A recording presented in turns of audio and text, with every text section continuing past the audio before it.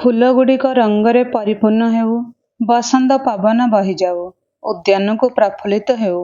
ମହାଭାରତ ଯୁଦ୍ଧ ଶେଷ ପର୍ଯ୍ୟାୟରେ ପହଞ୍ଚିଥିଲା। କୌରବ ସେନା ପ୍ରାୟ ଧ୍ୱଂସ ପାଇଯାଇଥିଲା।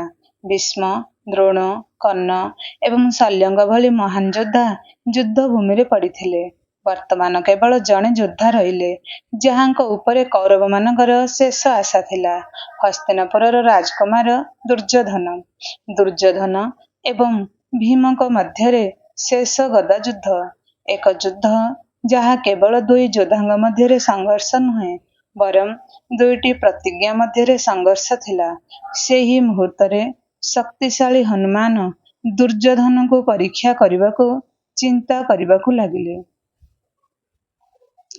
ସେ ଯୁଦ୍ଧଭୂମିରେ ଦୁର୍ଯ୍ୟୋଧନଙ୍କ ଗଦା କୌଶଳ ଏବଂ ତାଙ୍କର ଆଶ୍ଚର୍ଯ୍ୟଜନକ ସାହସ ଦେଖିଥିଲେ।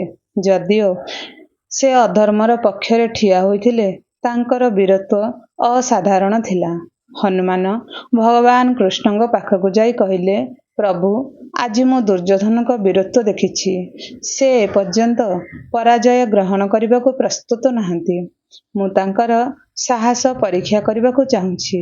କୃଷ୍ଣ ହସିଲେ, ଯାଅ ପବନପୁତ୍ର, ଦେଖ ସେହି ଯୋଦ୍ଧାର ହୃଦୟରେ ପ୍ରକୃତରେ କ'ଣ ଚାଲିଛି। ରାତି ଥିଲା। ଯୁଦ୍ଧଭୂମିରେ ନୀରବତା ଘୋଟିଗଲା। ଦୁର୍ଯ୍ୟୋଧନ ତାଙ୍କ ଶିବିର ବାହାରେ ବସି ତାଙ୍କ ପ୍ରିୟ ଗଦାକୁ ଚାହିଁ ରହିଲେ। କାଲି ସେ ଭୀମଙ୍କ ସହିତ ଯୁଦ୍ଧ କରିବେ। ଠିକ୍ ସେହି ସମୟରେ ଏକ ବୃଦ୍ଧ ବାନର ଏକ ବାଡ଼ି ଧରି ଆସି ପହଞ୍ଚିଲେ। ବୃଦ୍ଧ ବାନର ପଚାରିଲା, ତୁମେ କ'ଣ ମହାରାଜ ଦୁର୍ଯ୍ୟୋଧନ? ଦୁର୍ଯ୍ୟୋଧନ ଉତ୍ତର ଦେଲେ, ହଁ ବୃଦ୍ଧ, ମୁଁ ଦୁର୍ଯ୍ୟୋଧନ। ତୁମେ କ'ଣ ଚାହୁଁଛ, ମୋତେ କୁହ। ବାନର ହସିଲା, ମୁଁ କିଛି ଚାହୁଁନାହିଁ। ମୁଁ କେବଳ ଦେଖିବାକୁ ଚାହୁଁଛି ଯେ ହସ୍ତିନାପୁରର ଯୁବରାଜ ପ୍ରକୃତରେ ଲୋକଙ୍କ କଥା ଅନୁଯାୟୀ ଶକ୍ତିଶାଳୀ କି ନାହିଁ। ଦୁର୍ଯ୍ୟୋଧନ ହସିଲା, ତୁମେ ମୋର ଶକ୍ତି ପରୀକ୍ଷା କରିବାକୁ ଚାହୁଁଛ? ମୋତେ କ'ଣ କରିବାକୁ ହେବ କୁହ। ବାନର କହିଲା, ମୁଁ ବହୁତ ବୃଦ୍ଧ। ମୋର ଏହି ବାଡ଼ିଟି ବହୁତ ଭାରୀ ହୋଇଗଲାଣି। ଯଦି ତୁମେ ଏତେ ଶକ୍ତିଶାଳୀ, ଦୟାକରି ଏହାକୁ ଉଠାଇ ମୋତେ ଦିଅ। ଦୁର୍ଯ୍ୟୋଧନ ବାଡ଼ିଟିକୁ ଦେଖି ହସିଲା, ବାସ୍ ଏତିକି? ସେ ଗୋଟିଏ ହାତରେ ଏହାକୁ ଉଠାଇବାକୁ ଚେଷ୍ଟା କଲେ, କିନ୍ତୁ ଏହା ହଲିଲା ନାହିଁ। ଦୁର୍ଯ୍ୟୋଧନ ଆଶ୍ଚର୍ଯ୍ୟ ହୋଇଗଲେ। ସେ ଉଭୟ ହାତ ବ୍ୟବହାର କଲେ, ତଥାପି ବାଡ଼ିଟି ହଲିଲା ନାହିଁ। ଏବେ ସେ ତାଙ୍କର ସମସ୍ତ ଶକ୍ତି ବ୍ୟବହାର କଲେ।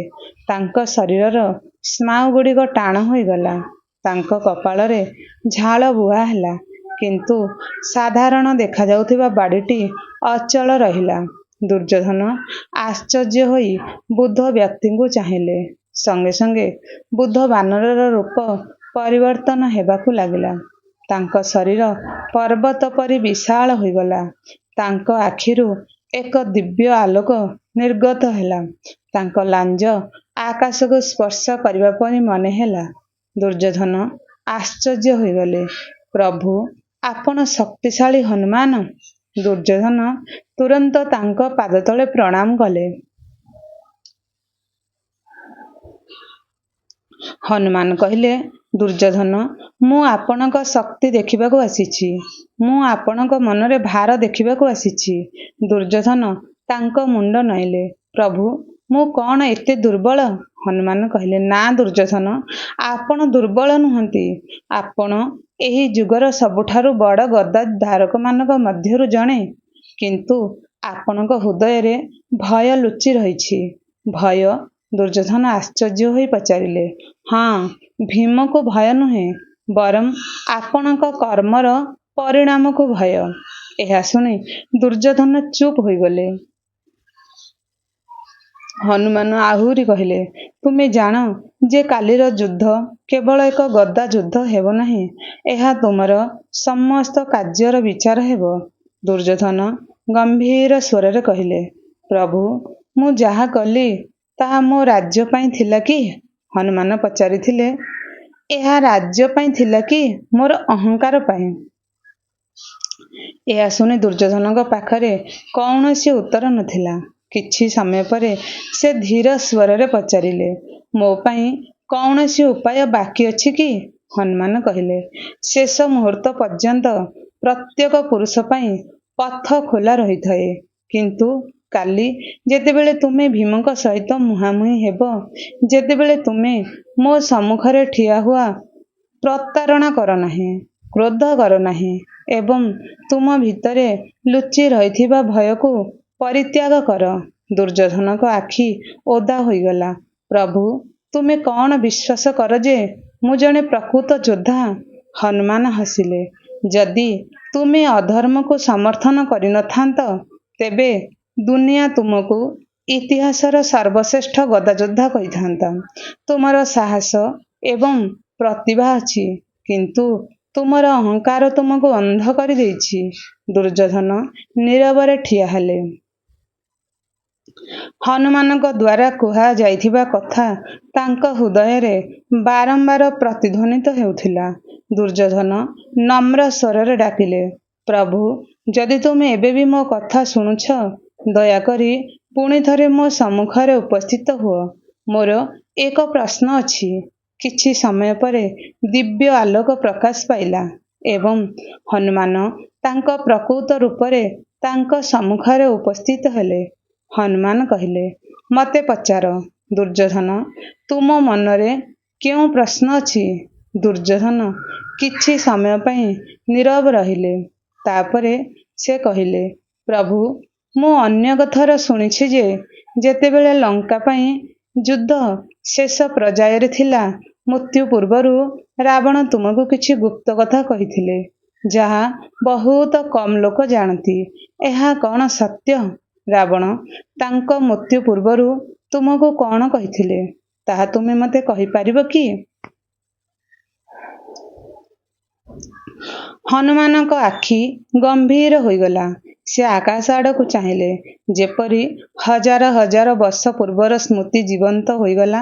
ହନୁମାନ କହିଲେ, ଦୁର୍ଯ୍ୟୋଧନ, ସେହି ସମୟ ବହୁତ ଅଦ୍ଭୁତ ଥିଲା। ଲଙ୍କା ଜଳୁଥିଲା, ଯୁଦ୍ଧ ଶେଷ ପର୍ଯ୍ୟାୟରେ ପହଞ୍ଚିଥିଲା। ରାବଣ ବୁଝିପାରିଲେ ଯେ ତାଙ୍କର ଶେଷ ନିକଟତର ଏବଂ ସେହି ରାତିରେ ସେ ଗୁପ୍ତ ଭାବରେ ମୋତେ ତାଙ୍କ ପ୍ରାସାଦକୁ ଡାକିଥିଲେ। ଦୁର୍ଯ୍ୟୋଧନ ଆଶ୍ଚର୍ଯ୍ୟ ହୋଇ କହିଲେ, ରାବଣ ଆପଣଙ୍କୁ ଡାକିଥିଲେ? ହନୁମାନ ମୁଣ୍ଡ ହଲାଇ କହିଲେ, ହଁ, ସେହି ରାତିରେ ପ୍ରଥମ ଥର ପାଇଁ ମୁଁ ରାବଣଙ୍କ ମୁହଁରେ ଭୟ ନୁହେଁ, ଅନୁତାପ ଦେଖିଲି। ସେ କହିଲେ, ଯେତେବେଳେ ମୁଁ ତାଙ୍କ ପାଖରେ ପହଞ୍ଚିଲି, ସେ କହିଲେ, ବାନର, ଆଜି ମୁଁ ତୁମକୁ ଦୂତ ଭାବରେ ମାନୁଛି ନାହିଁ। ଆଜି ମୁଁ ତୁମକୁ ସେହି ଶକ୍ତିର ପ୍ରତିନିଧି ଭାବରେ ମାନିବି, ଯାହା ମୋର ଶେଷ କରିବ। ମୁଁ ସ୍ଥିର ହୋଇ ଠିଆ ହେଲି। ମୁଁ ତାଙ୍କୁ କହିଲି, ଲଙ୍କାର ପ୍ରଭୁ, ତୁମେ ଯାହା ଶେଷ ବୋଲି ଭାବୁଛ, ତାହା ପ୍ରକୃତରେ କେବଳ ଫଳାଫଳ, କାରଣ ବହୁ ପୂର୍ବରୁ ଜନ୍ମ ହୋଇଥିଲା। ରାବଣ ହସିଲେ, କିନ୍ତୁ ତାଙ୍କର ହସ ଯନ୍ତ୍ରଣାରେ ପରିପୂର୍ଣ୍ଣ ଥିଲା। ସେ କହିଲେ, ମୁଁ ଧାର୍ମିକତା ଏବଂ ଅଧର୍ମର ଜ୍ଞାତ। ହନୁମାନ, ମୁଁ ଜାଣେ ମୁଁ କେଉଁଠି ଭୁଲ କରିଛି, କିନ୍ତୁ କେତେବେଳେ ଜଣେ ବ୍ୟକ୍ତି ନିଜ ଦ୍ୱାରା ତିଆରି ଶୃଙ୍ଖଳର ବନ୍ଦୀ ହୋଇଯାଏ, ମୁଁ କହିଥିଲି, ଜାଣିବା ଏବଂ ଗ୍ରହଣ କରିବା ଦୁଇଟି ଭିନ୍ନ ଜିନିଷ। ଲଙ୍କାର ରାଜା ଦୁର୍ଯ୍ୟୋଧନ ବହୁତ ଧ୍ୟାନ ଦେଇ ଶୁଣୁଥିଲେ। ହନୁମାନ ଆଗକୁ କହିଲେ, କିଛି ସମୟ ପରେ ରାବଣ ମୋତେ ଏକ ଗୁପ୍ତ କଥା କହିଲେ, ଯାହା ମୋତେ ମଧ୍ୟ ଆଶ୍ଚର୍ଯ୍ୟ କରିଥିଲା। ରାବଣ କହିଲା, ତୁମେ ନିଶ୍ଚୟ ଶୁଣିଛ ଯେ ମୋର ମୃତ୍ୟୁ ରାମଙ୍କ ହାତରେ ସ୍ଥିର ହୋଇଛି, କିନ୍ତୁ ଏହା କେବଳ ଅଧା ସତ୍ୟ। ମୁଁ ରାମଙ୍କ ଦ୍ୱାରା ହତ୍ୟା ହେବି ନାହିଁ। ମୁଁ ହତ୍ୟା ହେବି, ଏହା ମୋ ହାତରେ ଘଟିବ। ମୁଁ ତାଙ୍କୁ ପଚାରିଲି, ହେ ଲଙ୍କାର ପ୍ରଭୁ, ତୁମେ କ'ଣ କହୁଛ?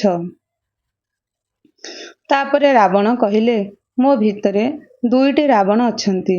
ଜଣେ ଯିଏ ରାମଙ୍କୁ ଈଶ୍ୱର ଭାବରେ ବିଶ୍ୱାସ କରନ୍ତି ଏବଂ ଅନ୍ୟ ଜଣେ ଯିଏ ତାଙ୍କ ଅହଙ୍କାର ଯୋଗୁଁ ତାଙ୍କୁ ଗ୍ରହଣ କରିପାରିବେ ନାହିଁ। ଦୁର୍ଯ୍ୟୋଧନଙ୍କ ମୁହଁ ପରିବର୍ତ୍ତନ ହେବାକୁ ଲାଗିଲା।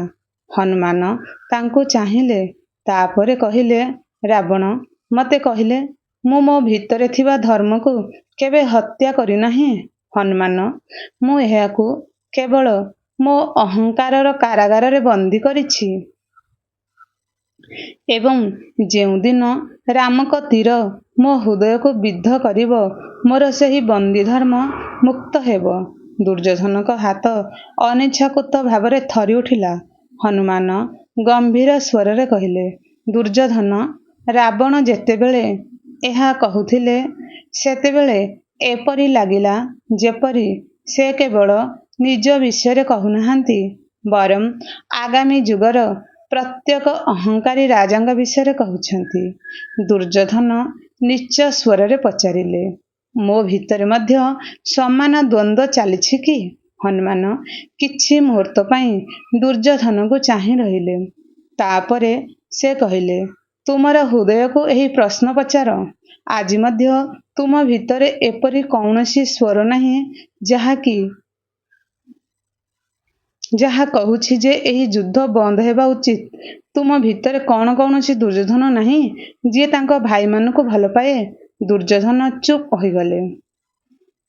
ଭୀମଙ୍କ ସହିତ ଖେଳିବାର ପିଲାଦିନର ସ୍ମୃତିରେ ତାଙ୍କ ଆଖି ଝଲସି ଉଠିଲା। ହନୁମାନ କହିଲେ, ଦୁର୍ଯ୍ୟୋଧନ, ତୁମ ଏବଂ ରାବଣଙ୍କ ମଧ୍ୟରେ ସମାନତା ଅଛି। ତୁମେ ଦୁହେଁ ଅତ୍ୟନ୍ତ ଶକ୍ତିଶାଳୀ। ତୁମେ ଦୁହେଁ ମହାନ ରାଜା। କିନ୍ତୁ ତୁମର ସବୁଠାରୁ ବଡ଼ ଶତ୍ରୁ କୌଣସି ବାହାର ଲୋକ ନୁହେଁ, ବରଂ ତୁମର ନିଜ ଅହଙ୍କାର। ଦୁର୍ଯ୍ୟୋଧନଙ୍କ ଆଖି ତଳକୁ ହୋଇଗଲା। ହନୁମାନ ଶେଷ ଥର ପାଇଁ କହିଲେ, ମନେ ରଖ ଦୁର୍ଯ୍ୟୋଧନ, ଜଣେ ମଣିଷର ଶତ୍ରୁ କେବେ ତାକୁ ପରାସ୍ତ କରେ ନାହିଁ, ତାର ଅହଙ୍କାର ହିଁ ତାକୁ ପରାସ୍ତ କରେ। ଯେଉଁଦିନ ଜଣେ ମଣିଷ ତାର ଅହଙ୍କାରକୁ ଭୟ କରେ, ସେ ମୃତ୍ୟୁରେ ମଧ୍ୟ ବିଜୟୀ ହୁଏ। ଏକ ଶୀତଳ ପବନ ବହିଥିଲା, କିନ୍ତୁ ଦୁର୍ଯ୍ୟୋଧନଙ୍କ ମନ ପ୍ରଶ୍ନରେ ଜଳୁଥିଲା। ହାତ ଯୋଡ଼ି ଦୁର୍ଯ୍ୟୋଧନ କହିଲେ, ପ୍ରଭୁ, ଆଜି ତୁମେ ମୋତେ ରାବଣ ବିଷୟରେ ଏକ ଗୁପ୍ତ କଥା ପ୍ରକାଶ କରିଛ, ଯାହା ମୁଁ ପୂର୍ବରୁ କେବେ ଶୁଣି ନାହିଁ। ଯଦି ଆପଣ ଅନୁମତି ଦିଅନ୍ତି, ତେବେ ମୁଁ ତୁମକୁ ଆଉ କିଛି ପ୍ରଶ୍ନ ପଚାରିବାକୁ ଚାହେଁ। ହନୁମାନ ହସିଲେ, ଦୁର୍ଯ୍ୟୋଧନଙ୍କୁ ପଚାର। କେତେବେଳେ ଯୁଦ୍ଧ ପୂର୍ବରୁ ସତ୍ୟ ଜାଣିବା ଆବଶ୍ୟକ। ଦୁର୍ଯ୍ୟୋଧନ କହିଲେ, ପ୍ରଭୁ, ଆପଣ ନିଜ ଆଖିରେ ତ୍ରେତୟା ଯୁଗ ଦେଖିଛନ୍ତି। ସେହି ଯୁଗରେ କ'ଣ ଏପରି କିଛି ଗୁପ୍ତ କଥା ଥିଲା, ଯାହାକୁ ବିଶ୍ୱ ଏ ପର୍ଯ୍ୟନ୍ତ ଆବିଷ୍କାର କରିପାରି ନାହିଁ? ହନୁମାନ କିଛି ସମୟ ପାଇଁ ନୀରବ ରହିଲେ। ତାପରେ ସେ କହିଲେ, ହଁ ଦୁର୍ଯ୍ୟୋଧନ, ଏପରି ଅନ୍ୟ ଏକ ଗୁପ୍ତ କଥା ଅଛି, ଯାହା ବହୁତ କମ୍ ଲୋକ ଜାଣନ୍ତି। ସେଥିମଧ୍ୟରୁ ଗୋଟିଏ ସ୍ୱୟଂ ପ୍ରଭୁ ଶ୍ରୀରାମଙ୍କ ସହ ଜଡ଼ିତ। ଦୁର୍ଯ୍ୟୋଧନ ଆଶ୍ଚର୍ଯ୍ୟ ହୋଇ ପଚାରିଲେ, ଶ୍ରୀରାମଙ୍କ ସହ ଜଡ଼ିତ ଏକ ଗୁପ୍ତ କଥା? ହନୁମାନ ଉତ୍ତର ଦେଲେ, ବହୁତ କମ୍ ଲୋକ ଜାଣନ୍ତି ଯେ ଲଙ୍କା ଜୟ କରିବା ପରେ ଶ୍ରୀରାମ ନିଜେ କିଛି ଦିନ ପାଇଁ ନୀରବ ରହିଥିଲେ। କିନ୍ତୁ କାହିଁକି ପ୍ରଭୁ? ସେ ଅଧର୍ମକୁ ଜୟ କରିଥିଲେ। ହନୁମାନଙ୍କ ଆଖି ଗମ୍ଭୀର ହୋଇଗଲା। ଧର୍ମର ବିଜୟ ପାଇଁ ଅଗଣିତ ଯୋଦ୍ଧାଙ୍କ ରକ୍ତ ମଧ୍ୟ ଆବଶ୍ୟକ ଥିଲା। ଶ୍ରୀରାମ ଜାଣିଥିଲେ ଯେ ଯୁଦ୍ଧରେ କୌଣସି ବିଜୟୀ ହୁଏ ନାହିଁ, ଯୁଦ୍ଧ କେବଳ କ୍ଷତି ଆଣେ। ଦୁର୍ଯ୍ୟୋଧନ ସ୍ତବ୍ଧ ହୋଇଗଲେ। କିଛି ମୁହୂର୍ତ୍ତ ପରେ ସେ ଆଉ ଏକ ପ୍ରଶ୍ନ ପଚାରିଲେ, ପ୍ରଭୁ, ଏହା କ'ଣ ସତ୍ୟ ଯେ ପିତାମହ ଭୀଷ୍ମ ତାଙ୍କ ମୃତ୍ୟୁର ସମୟ ପୂର୍ବରୁ ଜାଣିଥିଲେ? ହନୁମାନ ଉତ୍ତର ଦେଲେ, ହଁ, ଏବଂ କେବଳ ସେତିକି ନୁହେଁ, ଯୁଦ୍ଧ ଆରମ୍ଭ ହେବା ପୂର୍ବରୁ ଭୀଷ୍ମ କୌରବମାନଙ୍କର ପରାଜୟ ଦେଖିଥିଲେ। ଦୁର୍ଯ୍ୟୋଧନ ଆଶ୍ଚର୍ଯ୍ୟ ହୋଇଗଲେ। ଯଦି ତାହା ସତ, ତେବେ ସେ ମୋତେ କାହିଁକି ସମର୍ଥନ କଲେ? ହନୁମାନ କହିଲେ, କାରଣ ଏକ ପ୍ରତିଶ୍ରୁତି ମଣିଷକୁ ବାନ୍ଧିଥାଏ।